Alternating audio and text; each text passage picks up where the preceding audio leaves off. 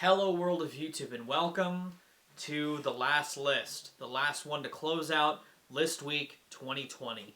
My top 20 favorite albums that came out this year. And like I said on the songs list, this year had an incredible amount of music put into it. For a year so downright awful in so many different ways.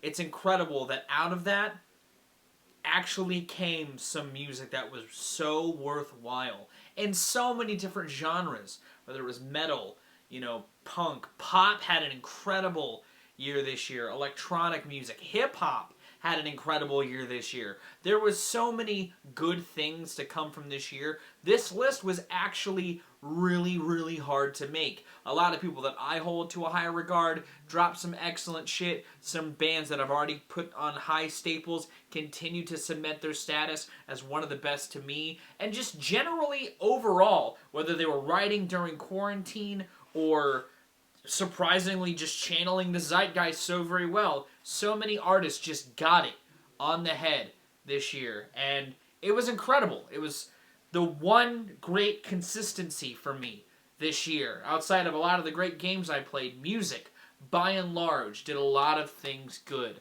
in 2020. And today, I'm going to be bringing down my top 20 favorite records. So without further ado, let's go ahead and get started. I'll just get through the day. It's unfortunate that Mac's not here anymore, and it comes after his death came after a record that I wasn't the nicest to when it came out. But Circles honestly does stand far above Swimming to me as a much more consistent, well-nuanced delivered record.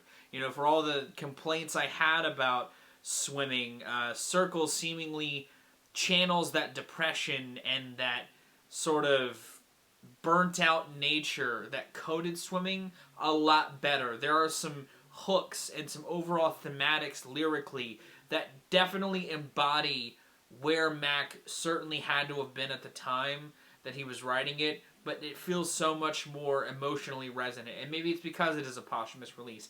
But even musically, a lot of the grooves and a lot of the sonic ideas on here just feel a lot more fleshed out and a lot better utilized or a lot more nuanced as a result. I enjoyed this record a lot upon release, and there's some tracks that just, as the year went on, their messages rang more and more true to a sad degree because, again, it had to have been where Mac was at the time, and yet he isn't here, and it's unfortunate because he was a very talented guy that should never have left as soon as he did.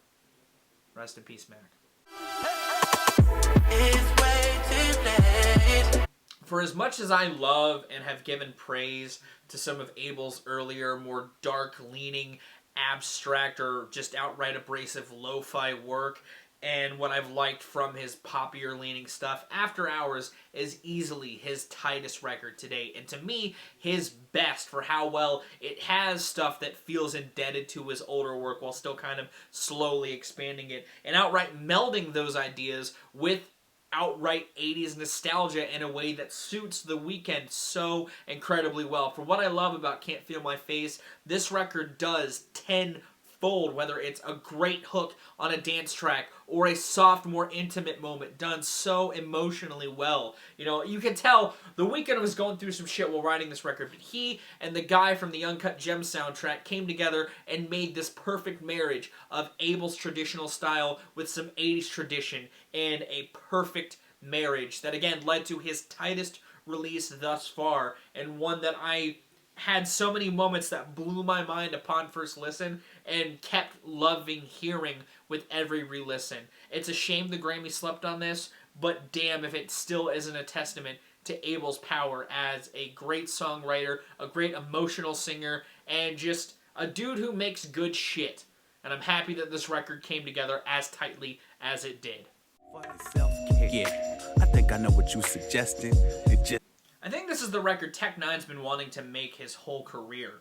A record that has a little bit of tongue-in-cheekness while reflecting on not only your emotional trauma, but some of the very niche issues that you have faced as an industry head.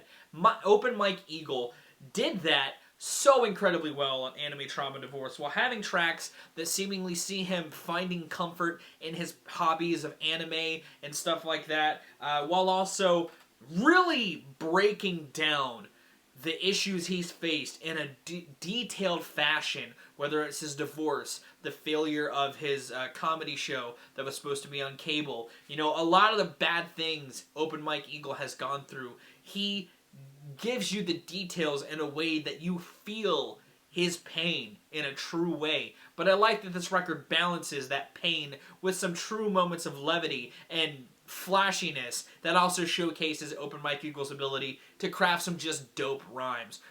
Packed with beats that enhance those feelings tenfold, this is easily just an incredible experience for those who love some well-written hip-hop.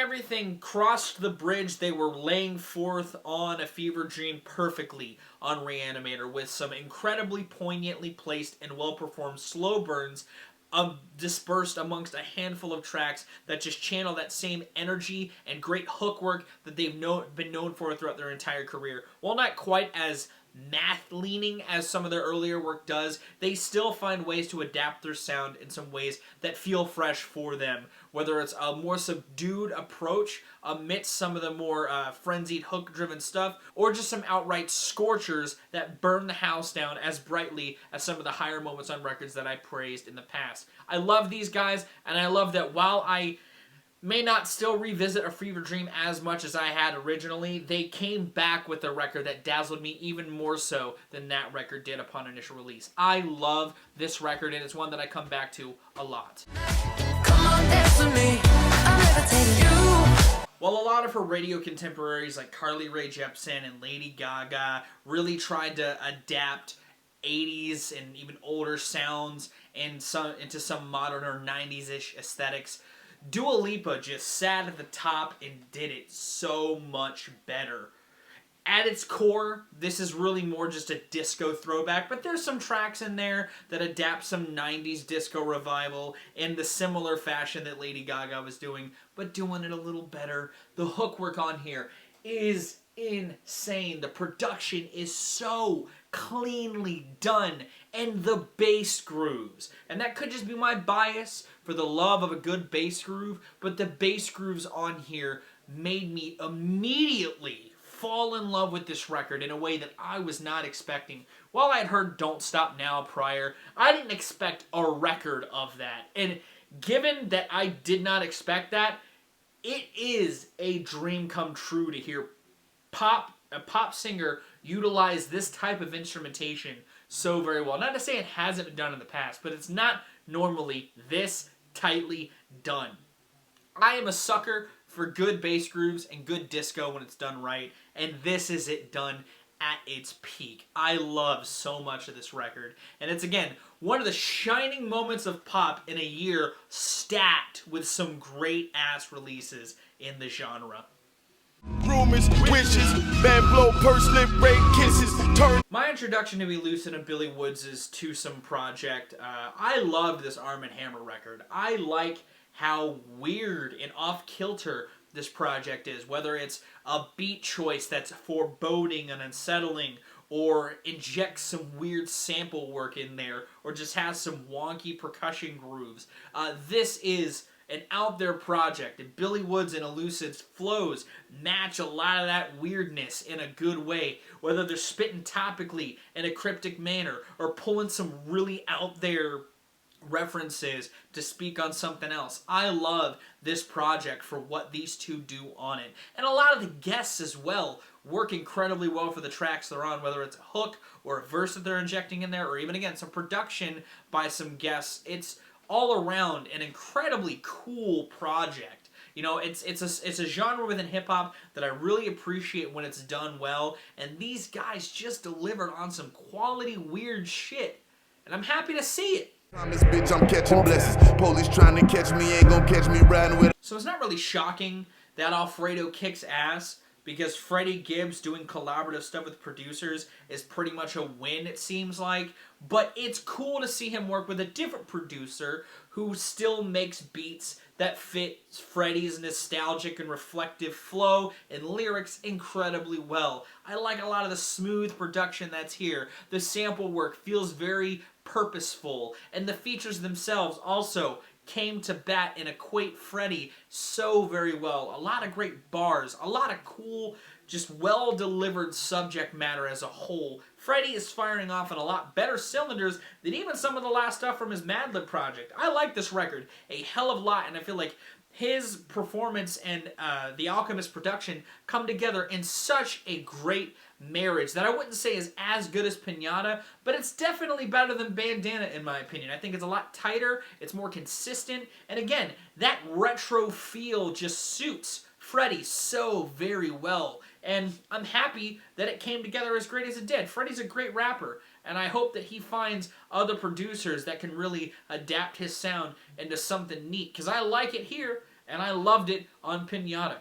Take a little fever dream, a little plead the fifth. Roadkill, I'm off leash, I don't.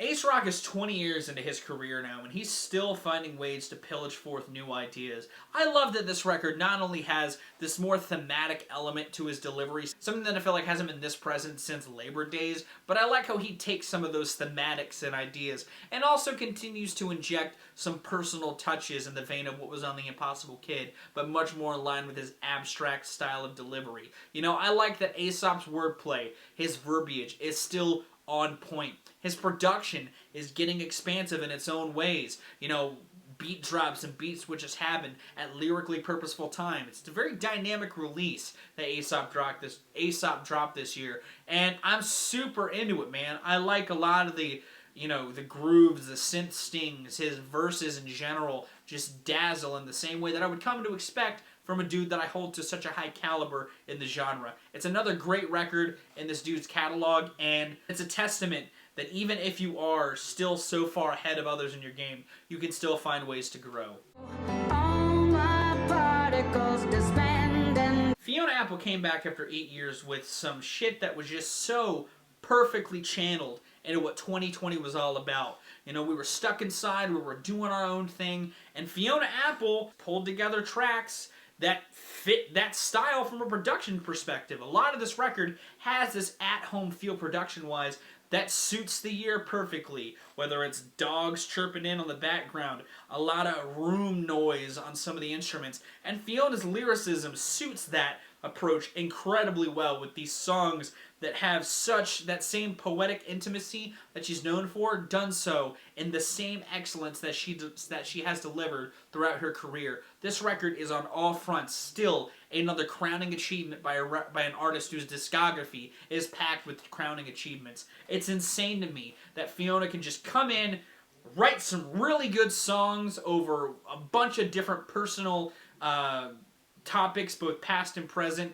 and make them work together in this fashion still. But it's incredible. I love it so much, and I'm glad that she's channeling some new ideas within this realm that still see her expanding her already weird sounds into newer territories. Like Aesop Rock, I love what this does for Fiona Apple's sound in a lot of ways. And while I don't think she'll follow it up with anything anytime soon, I'm happy with what we have here a hell of a lot.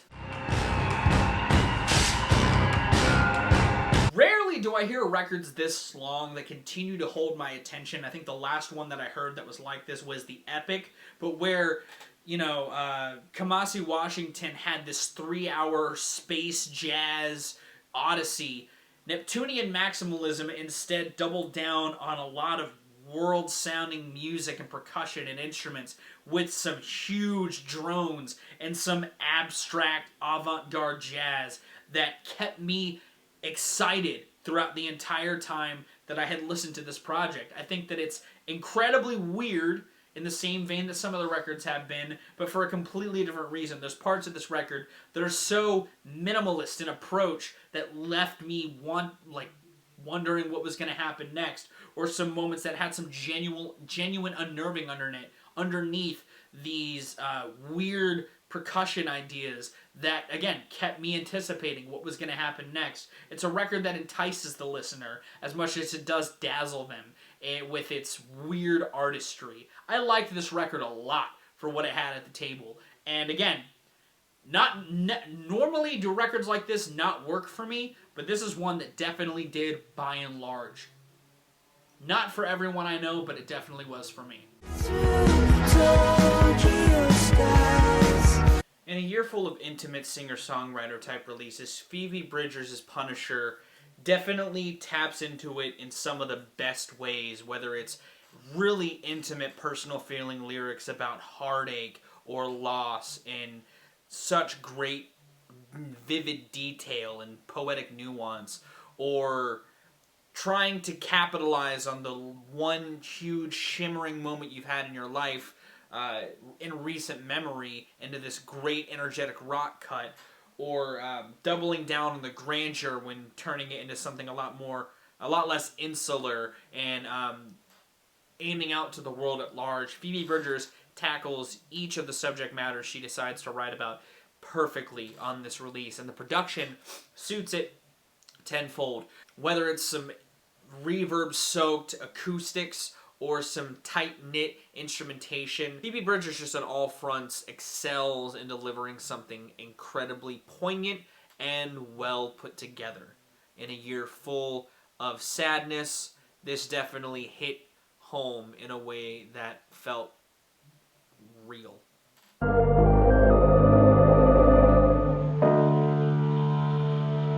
Not the only surprise release from an artist this year, Trent and Atticus decided to extend the Ghost series and incorporate a lot more of their soundtrack work into crafting some thematic soundtracks to the world that we lived in that was 2020, whether cold and isolated and ambient or kinetic and unnerving and generally cacophonous at points. Atticus and Trent just channel everything that they could have, that they did, and pulling from their soundtrack work masterfully. I love a lot of the general propulsion that coats the sixth volume, and a lot of that coldness that could be felt throughout the isolated feelings that the fifth volume has. I adore this project, and like I said in my updated discography review, I actually like more than the regular Ghosts for taking that extra step and creating a lot more thematic sonically across an instrumental project. I love this project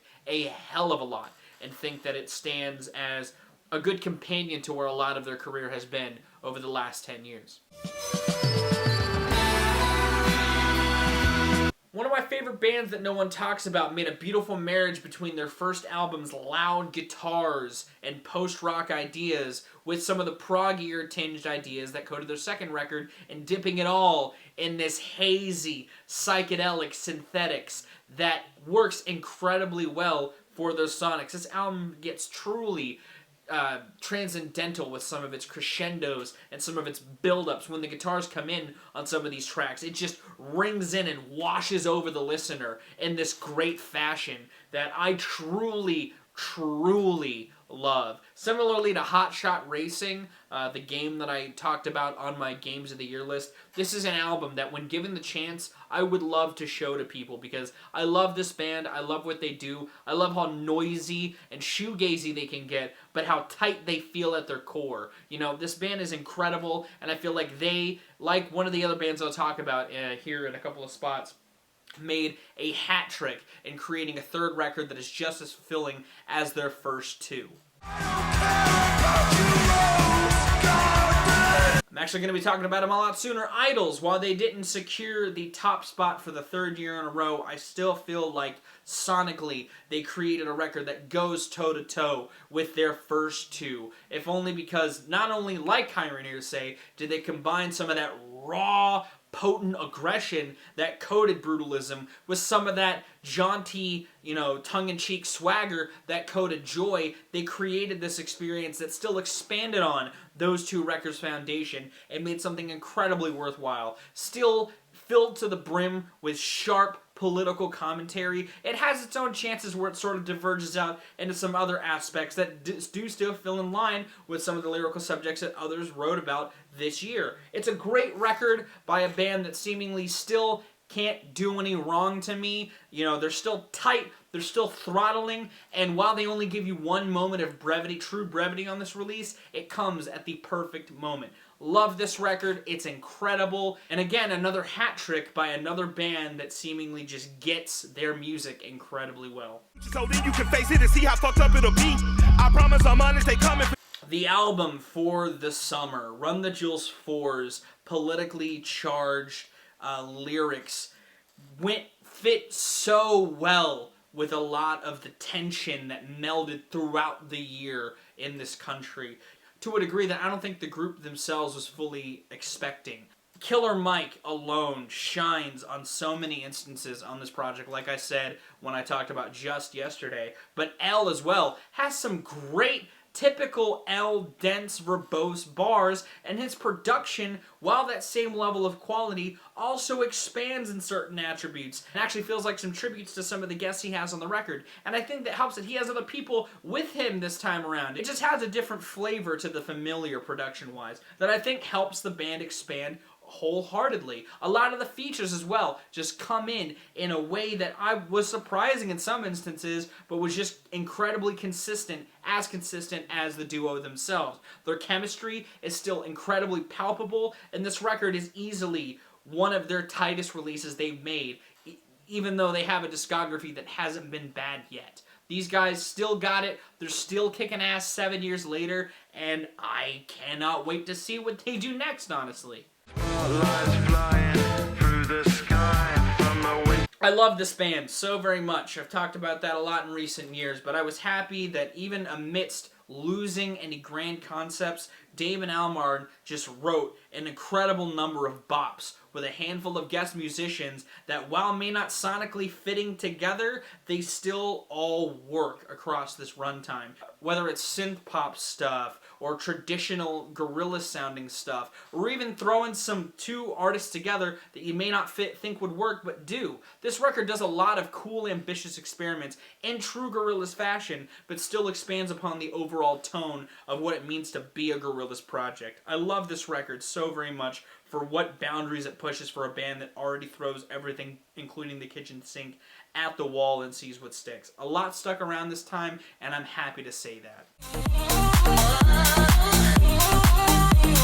While the 80s and the 90s have had a lot of nostalgia bait over the last 10, 20 years, the 2000s have been slowly getting their time in the spotlight every so often. But Rina Sawayama just took that crown with Sawayama. The production on here feels like a melting pot of so many great ideas that the 2000s had going on. Not just in the pop realm, but in the rock realm, in the heavy realm. You know, there's a lot of cool ideas sonically that Rina Sawayama channels so perfectly. The production, like that Dua Lipa project, is pristine as fuck. And Rina Sawayama's voice fills up the mix so beautifully like cream. And lyrically, she does have a lot to say, and she delivers it all so very well, whether it's reflection, biting criticism, or just outright a middle finger to the world. I adore this project for everything it has going on, and I gotta tell you, I'm sure this is a trendsetter and will be looked back as very ahead of its time, but I don't think many artists, if any, will come to the caliber that Rina Sawayama has on this project. It is incredible.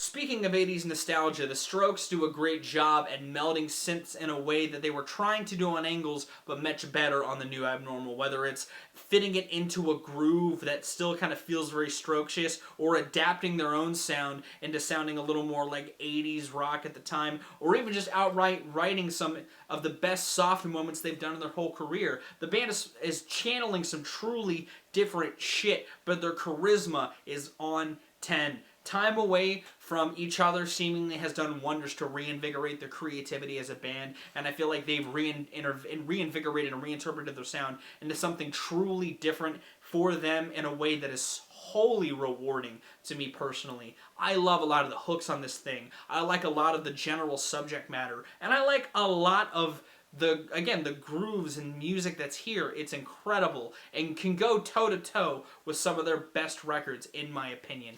Hands down, one of the best comebacks I've heard in this genre in a while, and I'm happy that it kicks this much ass. Came for the neck, who next? No mercy, you not shit. I did not expect Clipping to have an immediate turnaround on their horrorcore adaptation, and I really didn't expect it to be that much better than the record that they dropped last year. Not to say that it's like miles better, but it is still better at channeling horror tributes in a much more endearing way, whether it's lyrical themes or references to other horror icons. I think they do a good job at putting modern issues into the scope of horror incredibly well, like they did on I think the production is both more abrasive and more streamlined when it needs to be. I think David is even more charismatic on this project, and I feel like as a whole, it just comes together even more concisely than their already concise record that dropped last year. I was gobsmacked at how well this came across, because again, Clipping aren't the kind of group to do an immediate turnaround, at least not to this level, and not to have it this indebted to this scale, but damn if they didn't do it. Damn if they didn't put out a second record of similar shit and have it go over perfectly. And it's a record that, like my number one, every time I respun it, I just had an immediate latching onto that I just wouldn't let go of until the record was done playing. And when I first spun, was getting acclimated to Visions of Bodies Being Burned, I thought, I had it in my heart that I had a new number one in my hands. Because I loved this record. I loved the social commentary it had. I loved the horror shit. I loved how abrasive and haunting it came across. And I thought it won. I thought it had the crown. But then I revisited the record that had the top spot even more, and it just edged it out. And I know it's a common pick amongst my peers this year, but that's because it's truly an incredible record. So let me ruin my guts tonight. 2020 was a hard year for a lot of people, myself included in some attributes, and Brave Faces Everyone feels like all of the aggression that I had felt towards myself, or the depressive moments that I had, or just the general mental problems, hurdles I had to go across, not just in 2020, but in a lot of my adult life. Some of it caused by my own bad decisions, some of it caused by just general aging that I wasn't fully prepared to mentally grasp. Spanish Love Songs, lyrically, just tapped into some of the most intimate feelings and thoughts that I had in a way that seemingly was universal, but I didn't think it actually was. It channeled so much of the year in general so perfectly that it feels like it came from the future to just prepare the world for the year that was to come. You know, Spanish Love Songs not only lyrically hit it though, musically, they channel that 2000s production style so perfectly. For all of the issues I had with MGK's Tickets to My Downfall, because every time I listened to that record, this record sat in the back of my mind as something that's trying to do what MGK is doing, but does it so much better. It's a record that stands so tall because it does so much so right. It's insane to me that in a year like this, though, that had so much great music, me and my friends seemingly all had the same feeling when it came to this record, because it just hits our emotional core so very well. I know that this is a very popular pick to put at the top spot, but it's because it does it so well. And I'm sure some will disagree. Some will have their own records that they put at the top, and that's why I encourage you to share it in the comments down below. But Brave Faces Everyone was easily, even after respinning it, spinning about a month or so away from it, just immediately hooked me and wouldn't let go like it was the first time I put it on. It's an insanely well-constructed record that again, just does it all so perfectly. And that's why it's my album of 2020. That was my list. What did you think about it? Did you like it? Did you not? Let me know in those comments down below. What were some of your favorite records? Do you disagree with some of my picks? Let me know. If you did like this video, be sure to give it a like. If you want to see more of my music, gaming, and general notary content, be sure to subscribe. Special thanks to my patrons if you want to join their ranks to get early access to content, exclusive content, or to help drive the community. It's linked in the description. I'm really bad at promoting this, but if you want to see my top 50 of the year on my Rate Your Music, which features the new Ka record, the new Atmosphere project, the new Oranzi Pazuzu, the new Twerp, the new Deftones, the new Beach Bunny, the new Haley Williams, the new Jeff Rosenstock, among others, it's linked in the description. All of my write-ups for why I think they're great is on there, and all that sort of stuff. It's on my Rate Your Music. So if you're curious about my top 50, check it out down there. I'm gonna get out of here. I've been Viral Rack. You guys are good at live situations, and I'll see you another day.